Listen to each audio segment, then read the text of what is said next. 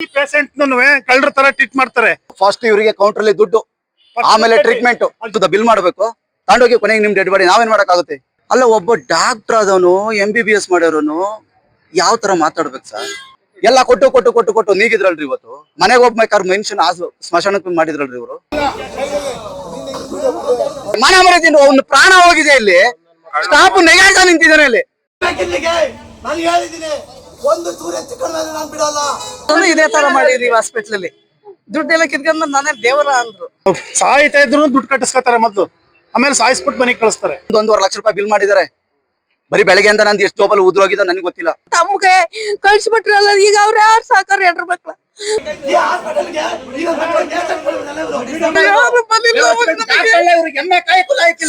ಹಾಸ್ಪಿಟ್ಲಿಗೆ ಹೋಗ್ಲೇಬೇಡಿ ಅಂತ ಹೇಳಿದ್ದೆ. ನಮಗೆ ಮರೆಮಾಚ್ ಬಂದವ್ರು ಇಲ್ಲಿಗೆ. ಹಾಸನ ಜಿಲ್ಲೆಯಲ್ಲಿ ಯಾರು ಕೇಳೋರಿಲ್ಲ ಕಣ್ರಿ. ನಾವ್ ಯಾರು ಗಂಡಸ್ರಲ್ಲ, ನಾವೆಲ್ಲವನ್ನ ಸೀರೆ ಹುಡ್ಕೋಬೇಕು, ಇಲ್ಲಿ ಬರ್ಬೇಕು ಇವ್ರ ಹತ್ರಕ್ಕೆ.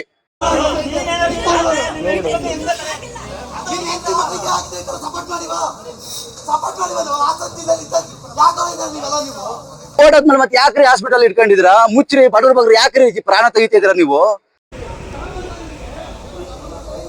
ಹಾಸನದ ಮಂಗಳ ಆಸ್ಪತ್ರೆ ಎದುರು ಉದ್ವಿಗ್ನ ವಾತಾವರಣ. ರೋಗಿ ಸಾವಿನ ಬಳಿಕ ಕುಟುಂಬಸ್ಥರ ಪ್ರತಿಭಟನೆ.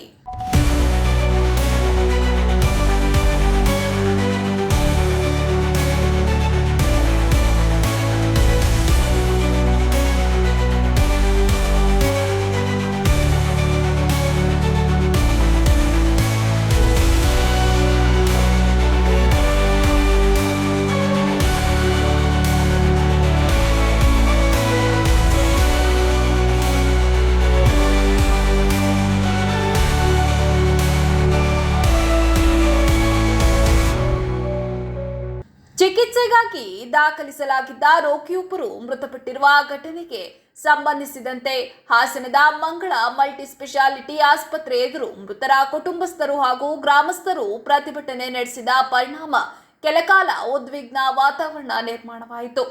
ಹಾಸನ ಜಿಲ್ಲೆಯ ಬೋನಹಳ್ಳಿ ಸಮೀಪದ ಸಂಕಿನಹಳ್ಳಿ ಗ್ರಾಮದ ನಾರಾಯಣ್ ಅವರನ್ನ ಚಿಕಿತ್ಸೆಗೆ ಮಂಗಳ ಮಲ್ಟಿ ಸ್ಪೆಷಾಲಿಟಿ ಆಸ್ಪತ್ರೆಗೆ ದಾಖಲಿಸಲಾಗಿತ್ತು. ಕುಟುಂಬದವರ ಆರೋಪದ ಪ್ರಕಾರ ಶಸ್ತ್ರಚಿಕಿತ್ಸೆಯ ಬಳಿಕ ರೋಗಿಯ ಆರೋಗ್ಯ ಸುಧಾರಿಸಿದ್ದು ಎಂದು ಡಿಸ್ಚಾರ್ಜ್ ಮಾಡಲಾಗುವುದು ಎಂದು ವೈದ್ಯರು ತಿಳಿಸಿದರು. ಆದರೆ ಬಳಿಕ ಆಸ್ಪತ್ರೆಯಿಂದ ಹೃದಯಾಘಾತದಿಂದ ಮೃತಪಟ್ಟಿದ್ದಾರೆ ಎಂಬ ಮಾಹಿತಿ ನೀಡಲಾಗಿದೆ. ಈ ಸಾವಿಗೆ ವೈದ್ಯಕೀಯ ನಿರ್ಲಕ್ಷ್ಯವೇ ಕಾರಣ ಎಂದು ಆರೋಪಿಸಿರುವ ಮೃತರ ಕುಟುಂಬಸ್ಥರು ಆಸ್ಪತ್ರೆ ಎದುರು ತೀವ್ರ ಆಕ್ರೋಶ ವ್ಯಕ್ತಪಡಿಸಿ ಪ್ರತಿಭಟನೆ ನಡೆಸಿದರು. ಘಟನೆಯ ಬಗ್ಗೆ ಸಮಗ್ರ ತನಿಖೆ ನಡೆಸಿ ತಪ್ಪಿತಸ್ಥರ ವಿರುದ್ಧ ಕಾನೂನು ಕ್ರಮ ಕೈಗೊಳ್ಳಬೇಕು ಎಂದು ಅವರು ಆಗ್ರಹಿಸಿದರು. ಇದೇ ವೇಳೆ ಚಿಕಿತ್ಸೆ ನೀಡಿದ್ದ ಡಾಕ್ಟರ್ ರವಿ ಅವರನ್ನ ಪ್ರಶ್ನಿಸಲು ಹೋದಾಗ ಆಸ್ಪತ್ರೆ ಆಡಳಿತದವರು ವೈದ್ಯರು ಇಲ್ಲ, ಬೇಕಿದ್ದರೆ ಮನೆಗೆ ಹೋಗಿ ಕೇಳಿ, ಇಲ್ಲಿ ಗಲಾಟೆ ಮಾಡಬೇಡಿ ಎಂದು ಹೇಳಿ ನಿರ್ಲಕ್ಷ್ಯವಾಗಿ ವರ್ತಿಸಿದ್ದಾರೆ ಎಂದು ಕುಟುಂಬಸ್ಥರು ಆರೋಪಿಸಿದ್ದಾರೆ.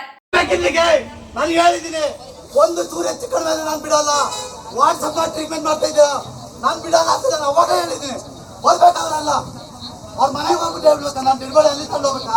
ಇವನ್ ಮತ್ತೆ ಹಾಸ್ಪಿಟಲ್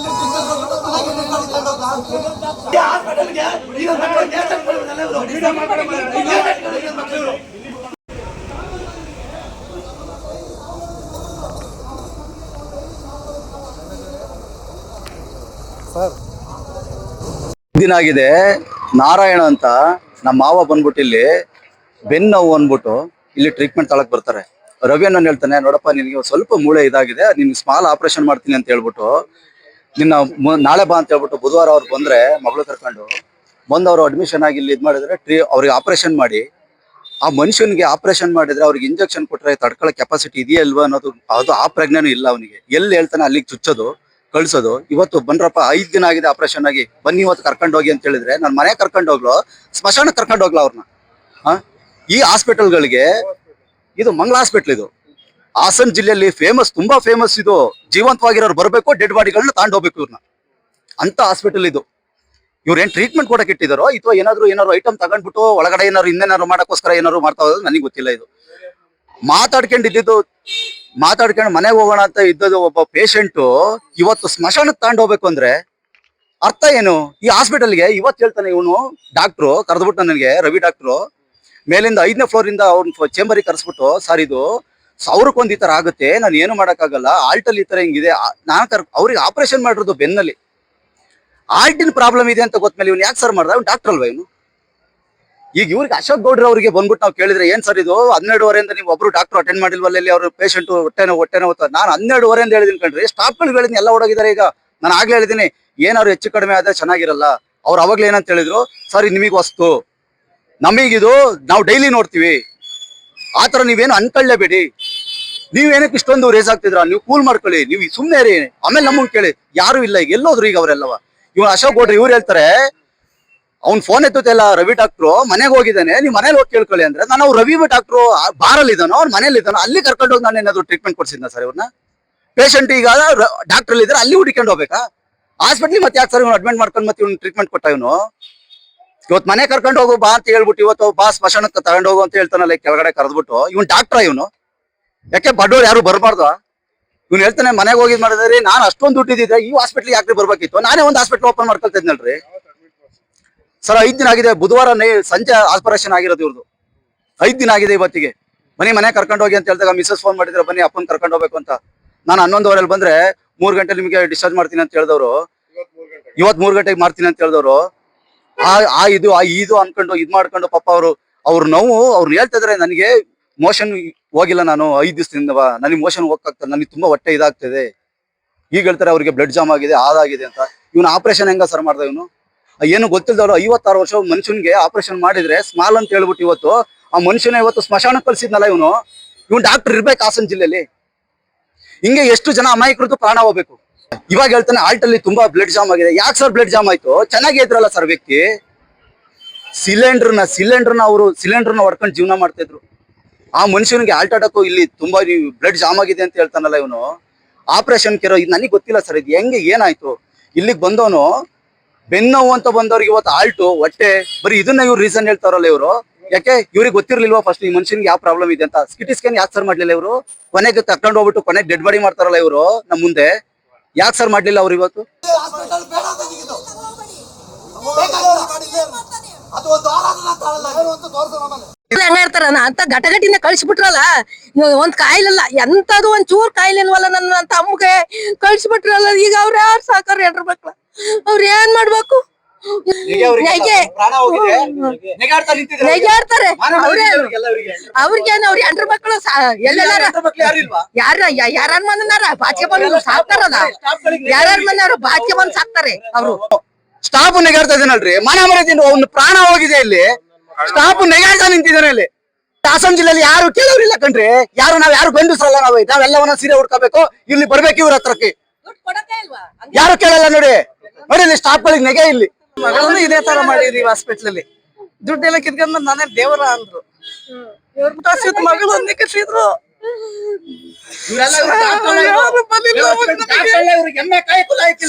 ಹಾಸ್ಪಿಟ್ಲಿಗೆ ಹೋಗ್ಲೇಬೇಡಿ ಅಂತ ಹೇಳಿದ್ರು. ನಮಗೆ ಮರೆಮಾಚ್ ಬಂದವ್ರು ಇಲ್ಲಿಗೆ ಬಂದು ಡಾಕ್ಟರ್ ಒಂದ್ ದಿವಸ ಬಂದು ನೋಡಿಲ್ಲ ಸರ್, ಬರೀ ನರ್ಸ್ ಮಾತ್ರ ನೋಡೋದು ಬಂದು. ಆಯ್ತಾ, ಬರೀ ವಾಟ್ಸಾಪ್ ಏನೇ ಆದ್ರೂ ವಾಟ್ಸಾಪ್ ಅಲ್ಲದೆ ಇದೆ ಬಂದು ಮಾತಾಡೋದು ಕಳ್ಸೋದು. ಅವ್ರು ಬಂದು ಒಂದ್ ಸ್ವಲ್ಪನೂ ಟ್ರೀಟ್ಮೆಂಟ್ ಮಾಡಿಲ್ಲ.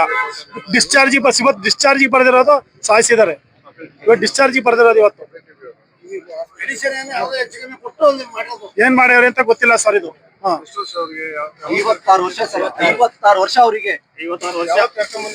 ಬುಧವಾರ ಕರ್ಕೊಂಡ್ಬಂದು ಆಪರೇಷನ್ ಮಾಡಿದ್ದಾರೆ ಸರ್. ಬುಧವಾರ ಕರ್ಕೊಂಡ್ಬಂದು ಆಪರೇಷನ್ ಮಾಡಿದ್ದಾರೆ ಸರ್. ಅವ್ರನ್ನ ಕರ್ಕೊಂಡು ಬಂದು ಅಡ್ಮಿಷನ್ ಮಾಡಿ 6 ಗಂಟೆ ಅವ್ರಿಗೆ ಆಪರೇಷನ್ ಆಗಿರೋದು. ಬುಧವಾರ ಕರ್ಕೊಂಡ್ಬಂದು ಆಪರೇಷನ್ ಮಾಡಿರೋದು. ಆಪರೇಷನ್ ಮಾಡಿ ಇವತ್ತು ಡಿಸ್ಚಾರ್ಜ್ ಬರ್ದಿದ್ರು ಸರ್ ಇವತ್ತು.